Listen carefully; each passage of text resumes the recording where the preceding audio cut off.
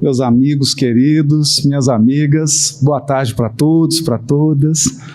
Estão aqui o Arthur, Alberto, Décio, Lacordaire, os trabalhadores e trabalhadoras. Que alegria poder estar com vocês compartilhando um momento tão especial do Congresso, que a gente sabe a importância de espiritualmente estarmos aqui trocando nossas vibrações, nosso afeto, nossas ideias, as experiências. E eu vim hoje tratar de um ponto delicado e muito especial do livro Céu e o Inferno, o Código Penal da Vida Futura. Mas eu queria tratar desse tema numa abordagem muito diferente. Nós aprendemos na doutrina espírita que os seres são criados simples e ignorantes. E gastam um tempo incomensurável até poderem tomar posse do seu livre-arbítrio limitado, claro, porque o arbítrio absoluto é do Criador. Mas quando tomam posse desse livre-arbítrio limitado, passam a escolher seu próprio caminho, sua maneira de ser, sua maneira de se relacionar, de estar no mundo. E interagem com os outros seres e com a vida a partir das consequências que a sabedoria divina coloca em todos os caminhos. Escolher não é a parte mais difícil e nem é a parte mais lenta. Muitas vezes escolhemos precipitadamente e de uma maneira muito equivocada. A maior parte da jornada está em experimentar as consequências da escolha. Esse é o sistema educativo. Esse é o sistema educativo. O que levará o Espírito Emmanuel, no capítulo 132, na questão 132 do livro O Consolador, a dizer que o mal propriamente considerado, o mal na essência, para Deus, não para você. Para Deus é um zero à esquerda.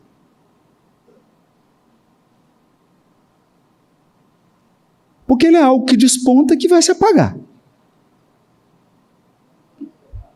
Ele não é algo que coloca em xeque a sabedoria e o poder do Criador ilimitado.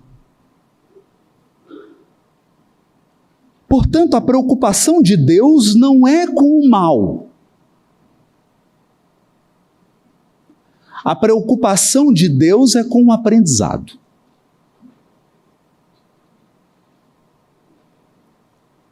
E há vários tipos de aprendizado. E aqui nós temos um ponto essencial dessa obra extraordinária.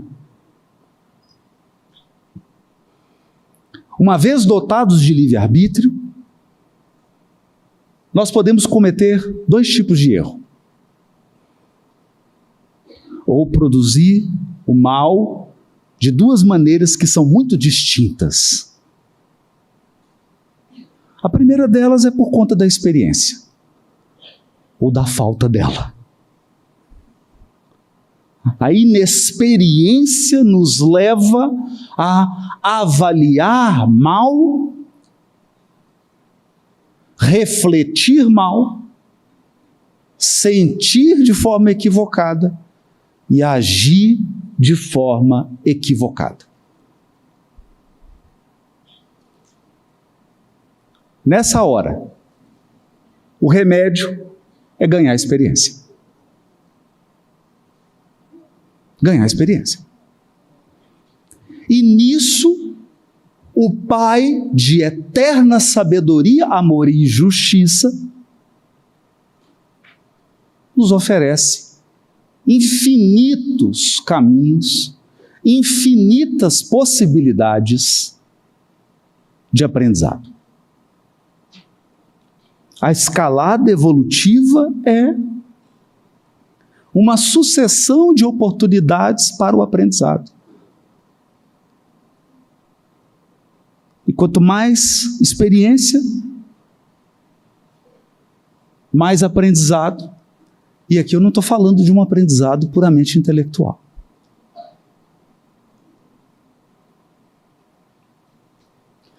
E eu vou dar uma simples ideia disso. Digamos que você embarca no avião, fecha a porta, fecha. Tripulação, portas em automático. E você ouve a voz. Boa tarde.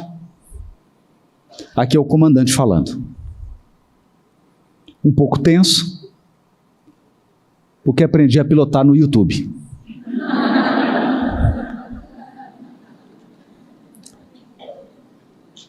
Estou esperançoso.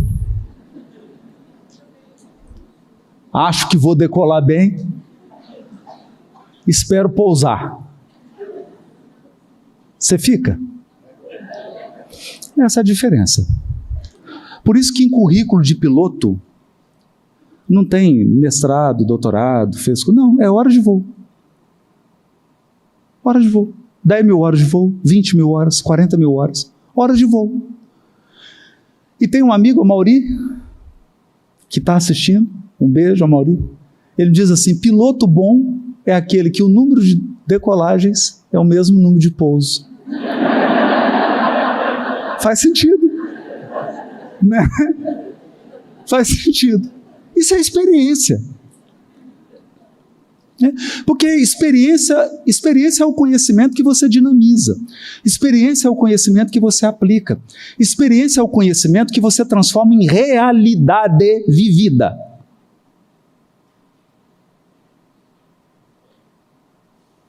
Não é só aquilo que está na sua mente.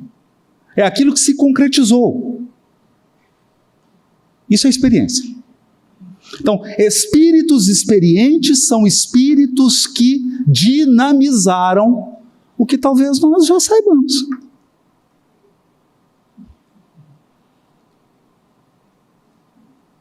O que nós já sabemos. E ainda não dinamizamos. Mas há um outro tipo de erro. Um é fruto da experiência ou da falta dela. O outro erro é fruto da incongruência.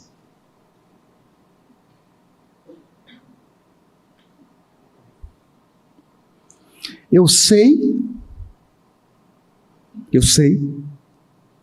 eu até consigo dinamizar, mais ou menos, mas eu não quero.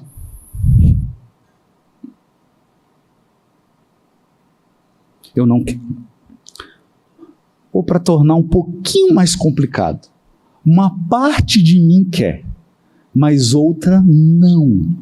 O que levou o Chico a definir tentação? Tentação é você correr de um cachorro grande que está atrás de você e você corre com a vontade de ser alcançado. Você quer fugir e não quer. O erro fruto da incongruência é um erro mais difícil. Porque não se trata apenas de colocar em prática, dinamizar. Há uma dissonância dentro de mim. Eu quero e não quero.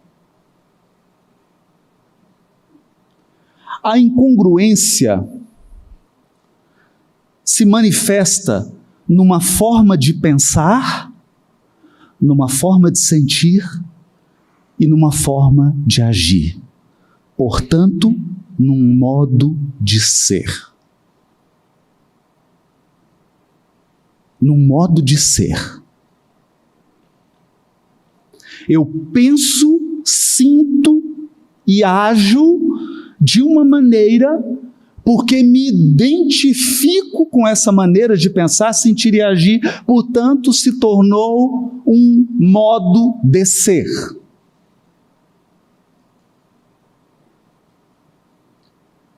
Quando o erro é fruto da incongruência, não basta esclarecer, porque ele já está esclarecido. A pessoa já está esclarecida. Ela já sabe exatamente onde é o ponto. E mais, ela sabe o que deve fazer para não agir daquele jeito. A questão não é essa. A questão é transformar a dissonância interna em consonância. É eu realmente, por inteiro, querer. Esse é o ponto.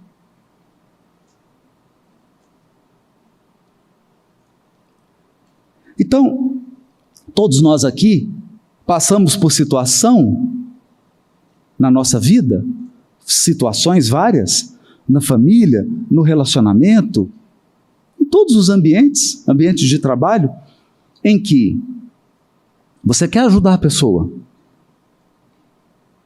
e você recebe a seguinte resposta: falada ou inarticulada? Eu não quero ser ajudado. Eu não quero.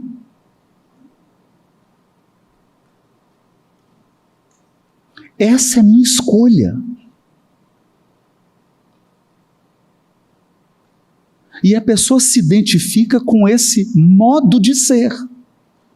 Veja.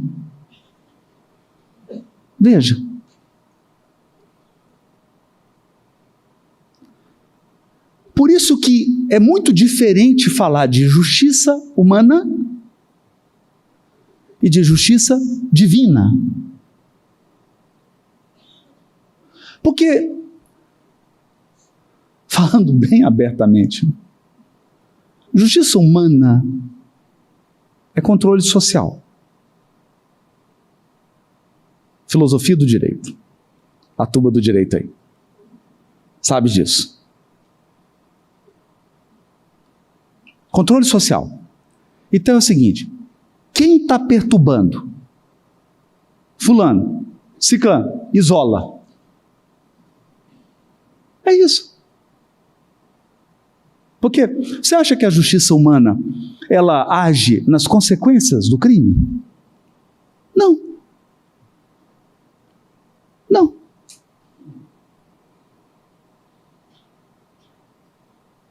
Ela tem uma missão. E que desempenha mal, né? Vamos combinar, né? Isolar.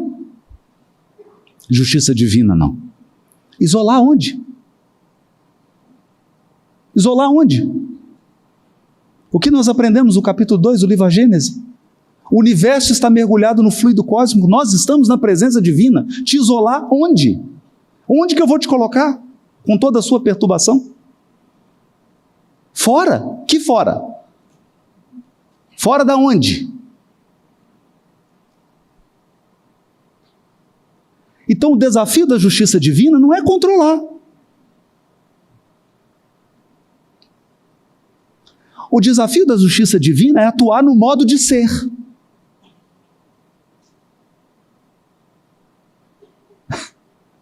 Então, o objetivo é você sair de um patamar, de um modo de ser, subir degraus para um outro modo de ser. E isso implica pensar diferente, sentir diferente e agir de modo diferente. E aqui está um desafio. Então, é isso. Por isso, Kardec começa o Código Penal da Vida Futura dizendo o seguinte: A sabedoria divina estabeleceu penas que são perfeitas. Perfeitas. Cada gênero de imperfeição tem o seu sofrimento correspondente. Falamos disso de manhã.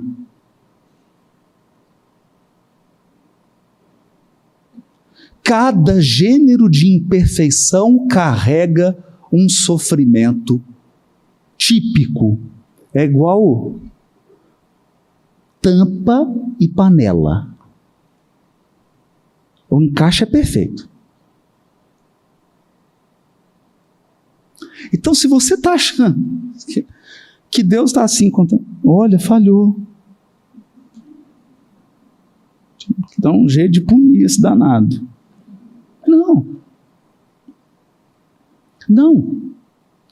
Porque a imperfeição, agora, detalhe. A imperfeição que você carrega por inexperiência, ou a imperfeição que você carrega por incongruência, te gera um sofrimento.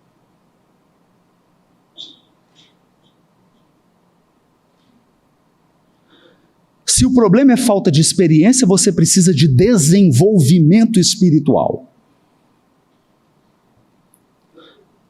Se o problema é incongruência, o trabalho é mais profundo. O trabalho é mais profundo. O trabalho é no desejo. O trabalho é no anseio. O trabalho é na vontade. O que você quer, o que você deseja, é no seu modo de ser.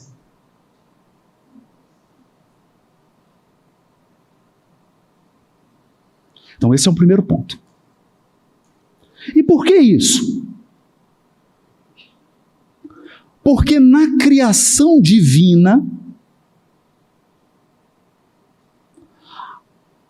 também, Emmanuel, início da questão 132. A lei universal é uma só. É a lei de amor para toda a comunidade universal. É isso. Então, o que significa isso? Não pode estar bom só para mim. Então, pisar no pé dos outros é bom? Se você responder depende, não é bom. Porque pisar no pé dos outros é bom? Depende. Depende do quê? Se o meu pé está embaixo ou se o meu pé está em cima. Não é? Pisar no pé é bom? Depende. Eu sou o pé que pisa ou o pé que é pisado? Se você falou depende, acabou. Porque eu feri a regra da harmonia universal. O bem comum. O bem comum.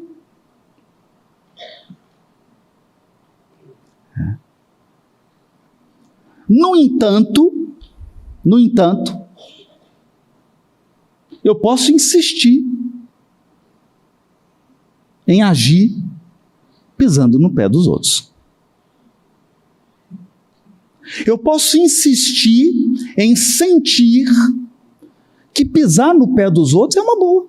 Afinal de contas, é o pé dos outros. Não é o meu, não é? Lembra daquela cena do Ariano Suassuna? O Alto da Compadecida? Né? O capanga lá do Lampião ia atirar no padre. Falou, nossa, matar padre dá um azar. Aí o padre falou assim, sobretudo para o padre. Não é? Então eu sinto, nossa, qual o mal de pisar no pé dos outros? Eu sinto, né? Não tem nenhum mal, né? Eu penso, eu construo todo um sistema. Não, depende do pé. Tem pés e tem pés, né? Não tem problema. A questão é que, Emmanuel,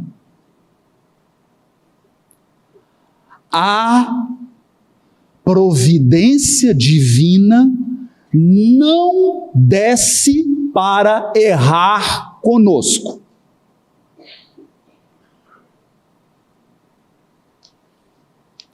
A providência divina não desce para ser sua amiguinha, seu amiguinho, e falar, vamos errar juntos.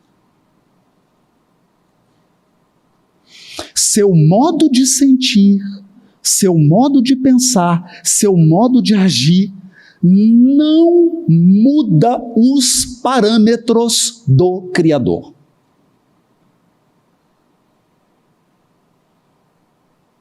Isso é importante, gente. Isso é muito importante. E aqui entra o Código Penal da vida futura, com seus 3 elementos. Para toda falta cometida, falta em que sentido? Do futebol. Do futebol. Né? Carrinho por trás vale? Depende. Eu estou caindo ou estou dando carrinho? Estou caindo, não vale. É uma falta, não é? Não é simples? Está vendo? É simples, né? Dedo no olho, vale? Eu sou o dedo ou sou o olho? Sou o dedo, então vale. Não, eu sou o olho, não vale. Perceberam? Perceberam?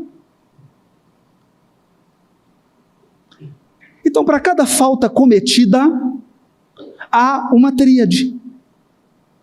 Há uma tríade.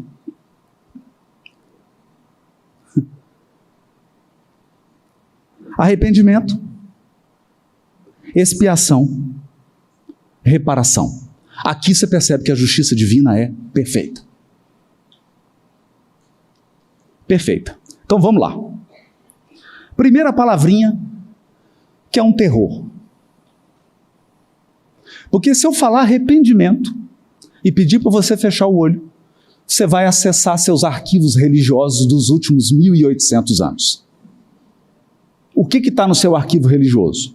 Alguém morrendo, está morrendo. O Alberto e o Décio já estão ali, à beira da cama, já preparando o laudo, o atestado de óbito, está prestes a morrer. Vem o padre, não é? Fala assim, você arrepende? Arrependo? Arrependo. Então seus pecados estão perdoados. Isso está entranhado na gente.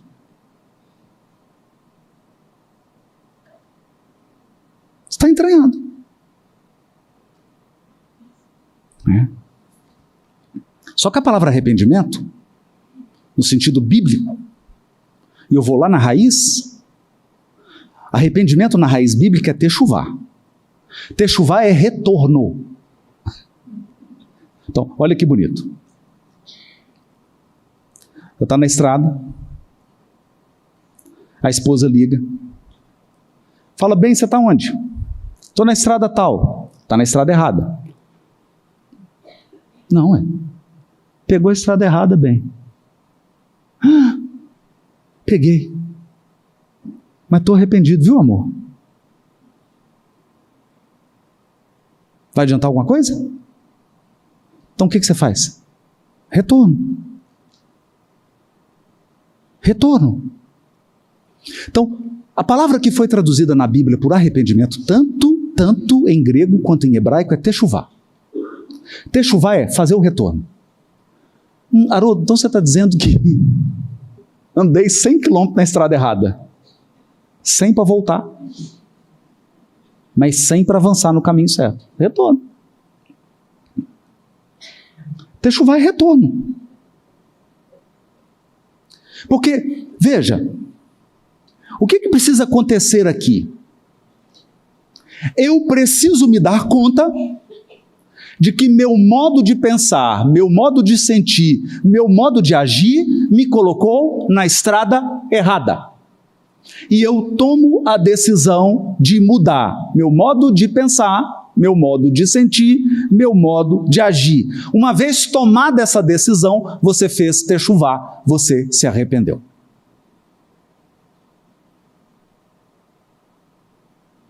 Esse é o ponto. E essa é a experiência. Essa é a experiência. Por isso que a pessoa experiente, ela diz assim, melhor se afastar um pouco o microfone.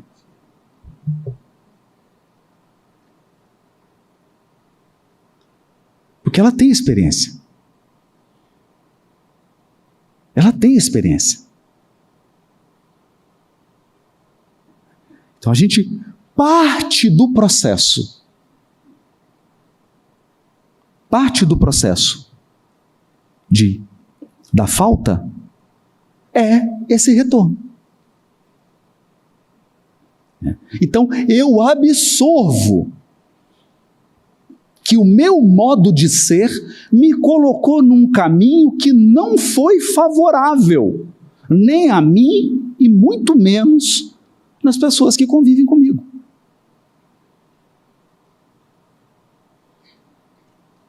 Isso é importante. Isso é muito importante. Porque se não houver isso, acontece um caso clássico. Muitos de nós estão em processo de expiação da mesma falta há 2000 anos.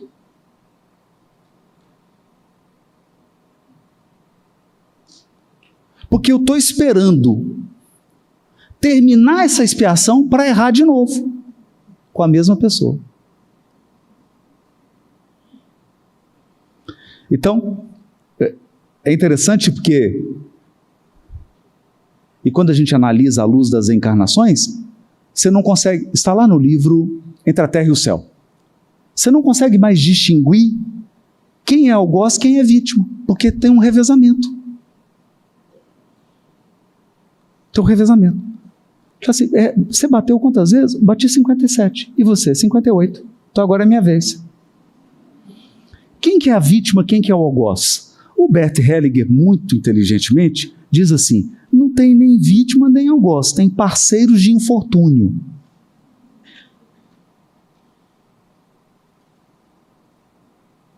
Parceiros de infortúnio. Às vezes o casamento se torna isso, uma parceria de infortúnio.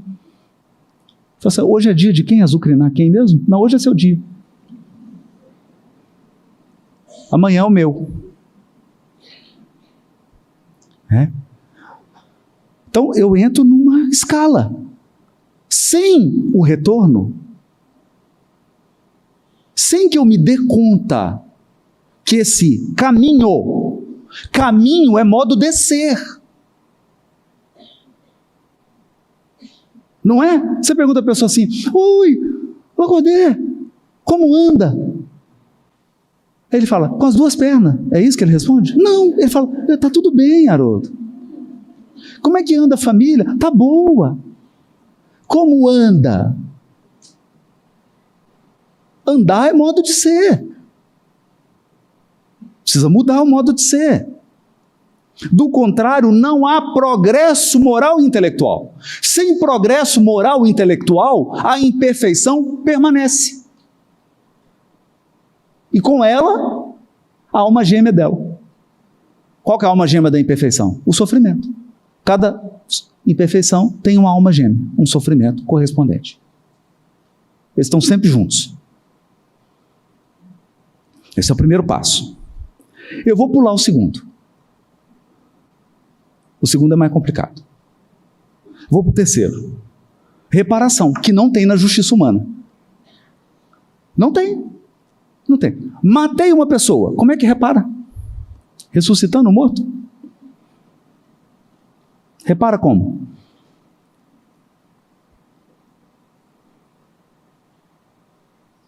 Repara. Na justiça divina tem. Agora olha que interessante. Eu vou ler Kardec. Porque como que a gente tem a codificação e tem o me disseram. Não é? Como é que é a reparação? Ó, me disseram que é o seguinte: eu chutei o Arthur, agora eu vou ter que tomar um chute. Me disseram isso. É isso? É isso? Vamos ver? Kardec. A reparação consiste em fazer o bem àqueles a quem se havia feito mal.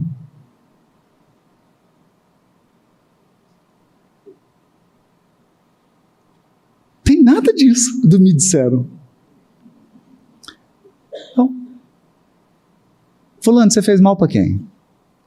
Para essa lista aqui. E agora? Agora você tem que fazer o bem para eles. Fazer o bem. O que você tirou? Tirei isso e isso. Vai devolver tudo.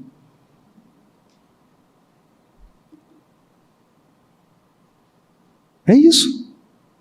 Eu tenho que reparar. Eu tenho que colocar a pessoa, no mínimo, nas mesmas condições em que eu a tirei. É por isso, gente, que a pessoa fala assim: não, agora eu vou ser feliz. Negócio de responsabilidade afetiva. Isso é papo de espírita tradicional. Né? Nós estamos precisando atualizar a codificação. Né? Negócio de responsabilidade afetiva, o quê? Né? Aí o que acontece? Você vai dar uma brincada ali, cria vínculo, a pessoa fica meio perturbadinha e você vai embora. Encontra outro, faz a mesma coisa, promete mundos e fundos, não cumpre, a pessoa fica meio perturbadinha, depois você vai embora. Tá tudo certo. Ninguém vai te interromper na sua semeadura.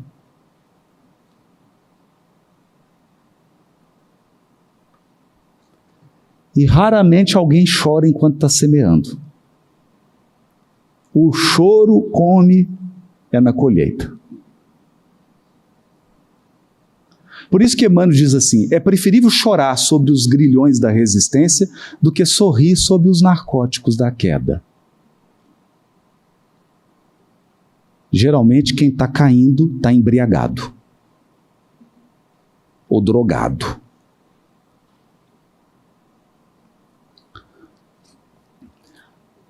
Acaba a vida física, você desencarna e fala assim: gente, vou reencarnar. E agora quero planejar a minha vida afetiva. Oi? Planejar a minha vida afetiva. Como que vai ser? Deixa eu escolher uma pessoa aqui.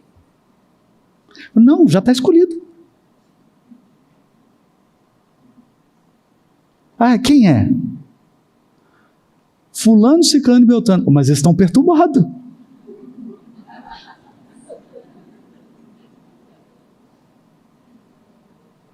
Então, mas eu vou ter que relacionar com eles? Mas eles estão perturbados. Quem perturbou?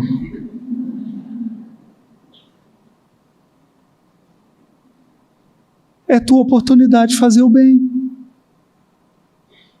a quem você outrora fez o mal.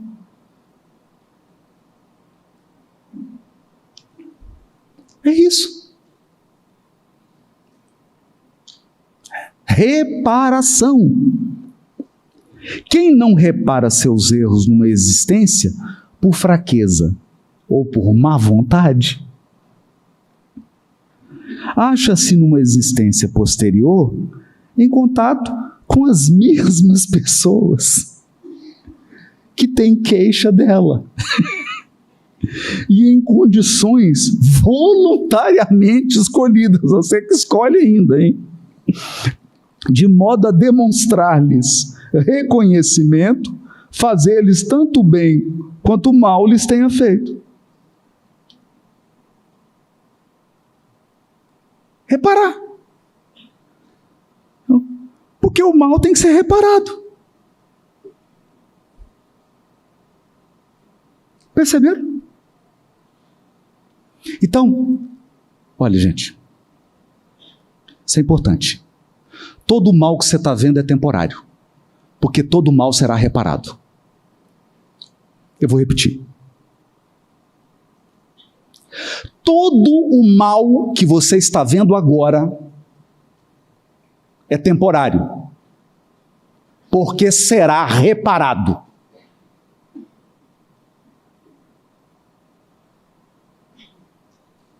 Porque será reparado. Então eu me lembro, estava em Pedro Leopoldo e andando com o Arnaldo Rocha. Aí ele deu o bracinho assim, está andando. Ele falou assim, vou te contar uma boa. Falei, fala, Arnaldo. Rapaz, eu estava trabalhando em Brasília, aconteceu um negócio tão ruim comigo, uma injustiça tão grande. E aí voltei, estava triste e bravo. E fui para o MEI-MEI. Era na época do Instruções Psicofônicas. Estava bravo. E aí o Chico me pegou, igual estou te pegando aqui, de bracinho, de mão dada, começou a andar comigo. E aí eu fui contando tudo para ele. E ele, igual psicólogo, meu filho, ouvindo. É mesmo, Naldinho? Nossa! Não diga! É! Assim. E conversa, ó. Meia hora depois, ele já tinha feito a catarse, já estava mais calmo. O Chico falou assim, Naldinho, eu estou tão feliz. Ele falou, com a minha desgraça? Ele falou, não, Naldinho, é que nessa vida, até agora, você só está apanhando. Ainda não bateu. Mas a melhor foi com o Quincas Veloso, irmão do Marival Veloso, presidente da União Espírita Mineira, Federação de Minas. Quincas Veloso tinha uma atividade com o Chico em Uberaba. E aí o que acontece? Tinha um escritório de contabilidade. Vocês entraram no escritório, arrombaram o escritório de contabilidade dele e não só levaram tudo, mas destruíram. Gente, não dá para entender, né? Entraram, quebraram vaso, janela e levaram tudo. Então chega o Quincas para trabalhar, quando ele abre a porta, parece um furacão. À noite era atividade com o Chico. Mas o Quincas chegou, assim, quase que não aguentava andar, né? Uma tristeza, entrou no canto. Depois, passado um tempo, o Chico falou assim, Quincas, o que aconteceu? Ele contou.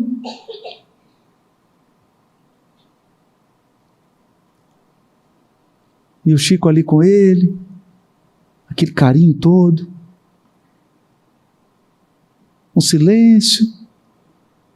O Chico virou para o Quincas e falou assim, Quincas, é tão bom devolver.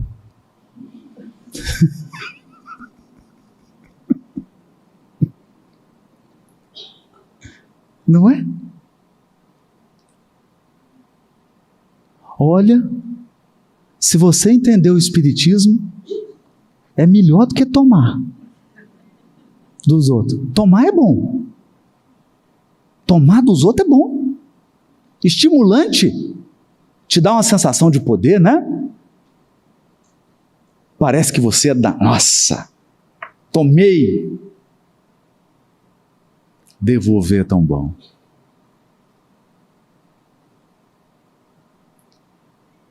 Porque se você devolve com consciência, você sente o amparo do Cristo. É bom.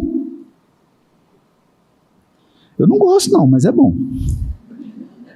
Essa é a reparação. Agora vamos para a expiação. Olha a expiação. Como ainda tem expiação? Quando eu chego nessa parte, a pessoa pergunta e fala, Jesus amado, okay, eu já voltei para o caminho certo. Eu já mudei meu modo de ser. Eu já reparei o mal. Ainda tem mais? Tem, expiação. O que é essa danada da expiação? Vamos lá, Kardec? Até que os últimos vestígios da falta desapareçam.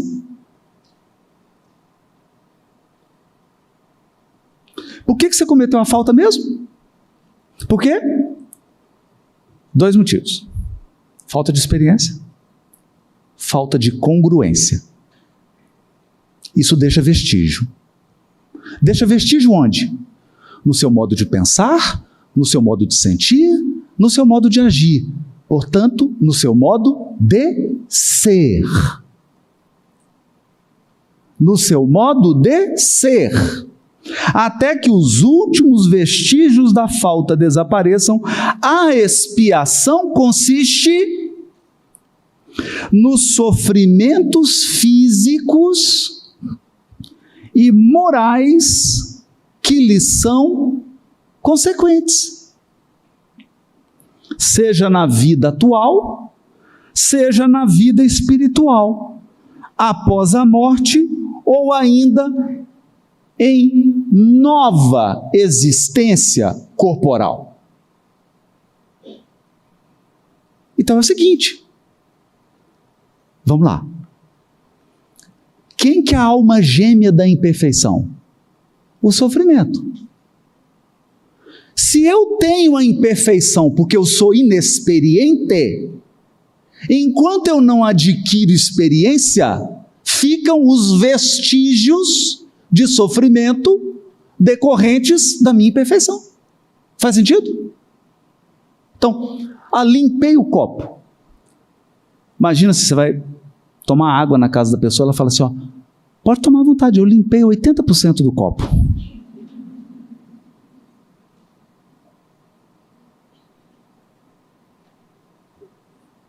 O que significa isso? Tem 20% de vestígios.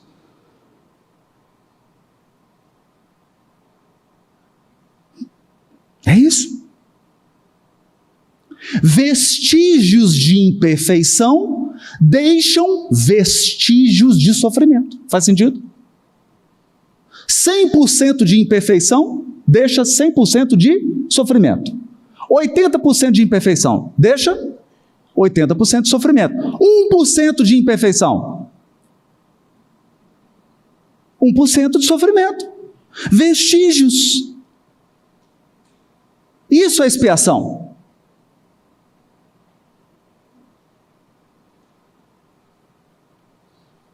Isso é expiação. Então a expiação consiste em depurar imperfeições para que sofrimentos sejam depurados.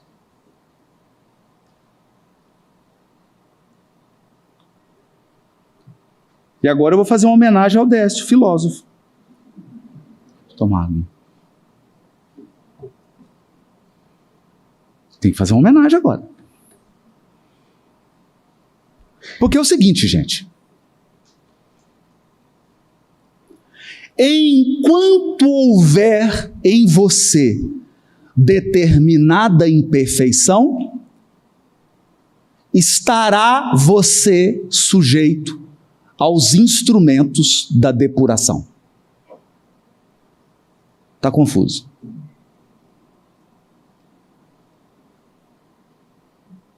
Eu vou simplificar. Até quando eu vou ter que aturar fulano? Depende. Fulano está na sua vida te depurando por conta de qual percentual de imperfeição? 90%? 80%? 70%? 20%?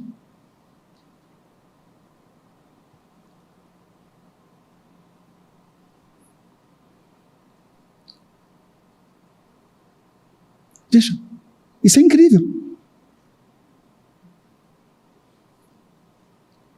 Então agora vamos mudar os nomes.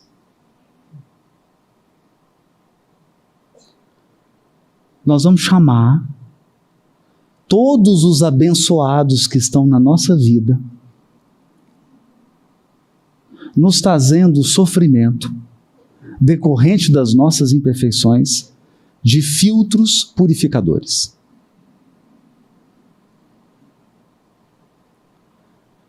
Até quando a água precisa ser filtrada? Até ficar pura.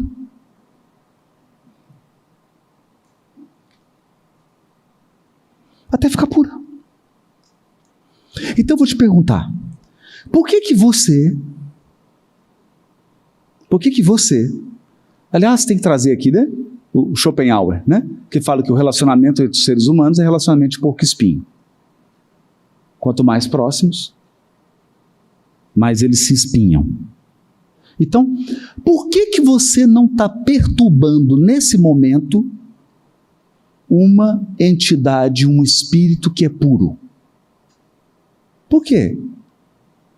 Por que ele não está na sua vida para você perturbar ele?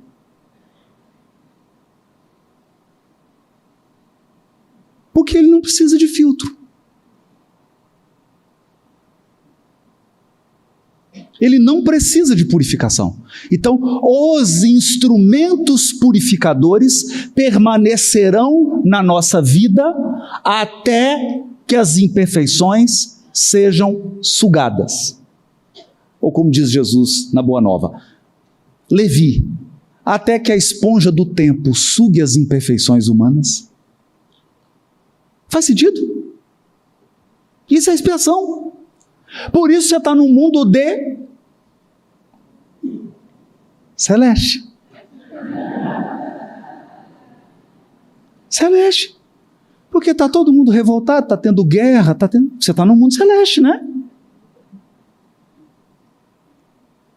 Você tem razão de estar indignado. Está no mundo de expiação e prova. No mundo de expiação e prova, quais são os instrumentos que mais trabalham? Os instrumentos de purificação, expiação. E os instrumentos de adestramento. Porque se o meu erro é decorrente de inexperiência, eu preciso ser adestrado. Eu preciso ser treinado. Eu preciso ganhar experiência. Isso é prova. Prova é para te treinar.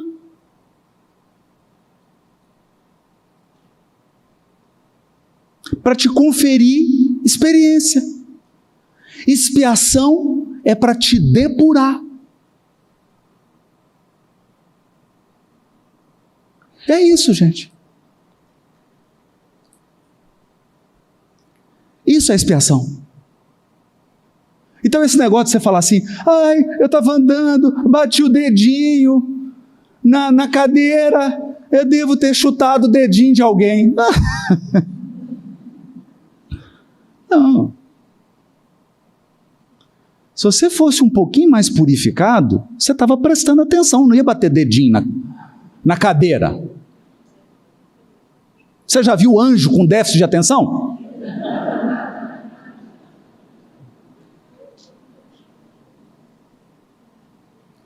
Então, nosso modo de ser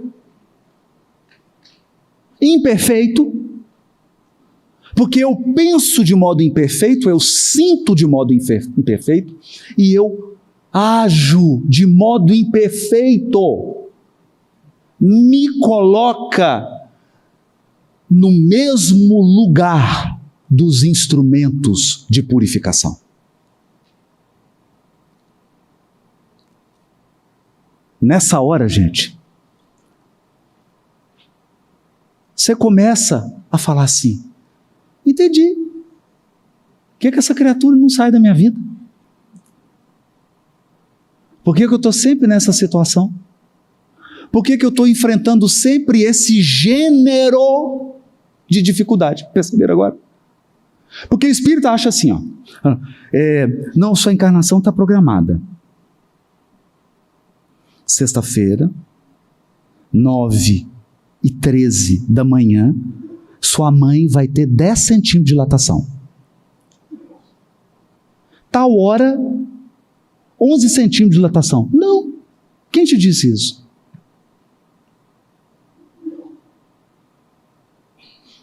A vida é dinâmica. O que você programa é o gênero. Por que você programa o gênero de expiação e o gênero de prova?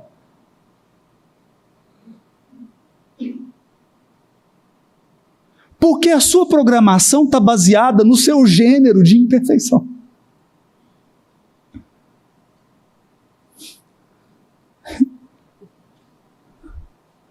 É irritantemente simples. Porque você fala assim, os amigos espirituais falam, você fala, gente, como é que vai ser minha experiência afetiva? Tu vai encontrar fulano. Fala, nossa.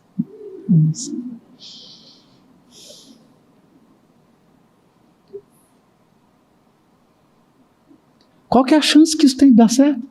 As chances são boas. Se fosse totalmente ruim, a gente ia ter que adiar. Porque não tem programação para você falir. Só tem programação quando tem uma chance de você vencer. Então vem. Tá, o gênero. É o gênero. É o gênero. É o gênero. Você veio com fulano. Tem uma história. Qual que é a história? Roubar a palavra do Alberto Almeida. É uma história de encrenca. Você tem 1000 anos de encrenca com essa criatura. E agora vocês vão vir juntos. Qual que é o gênero de expiação? Encrenca. E assim vale para tudo. Então, não estava programado que você ia perder a paciência, ia ter uma briga, ia fazer bobagem. Isso não está programado. Estava programado, era o gênero de expiação.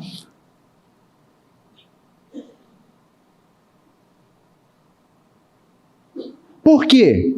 Porque aquele é o filtro que vai sugar as imperfeições. Por isso você está expiando. Haroldo, isso é justo? Então vamos fazer um raciocínio. Eu digo assim, tudo bem. Viram? Expiação acaba.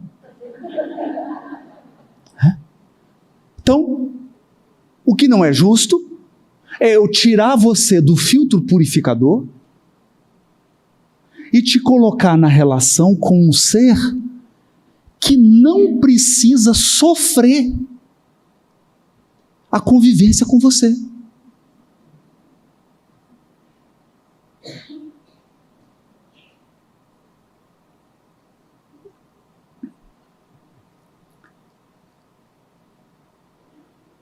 Então, a providência divina, que é amor infinito, diz assim: a gente quer muito que você esteja ao lado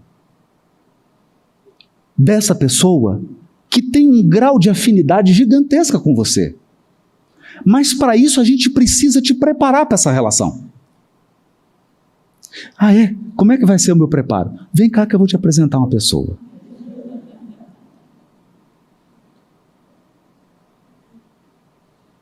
Até que os últimos vestígios da falta, ou seja, até que os últimos vestígios da imperfeição sejam purificados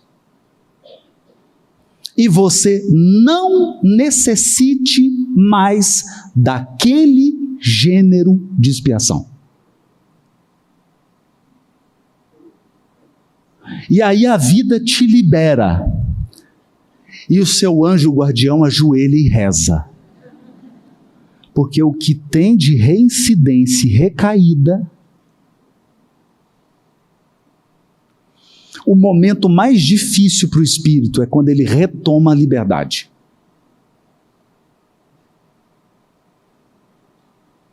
Retoma a liberdade.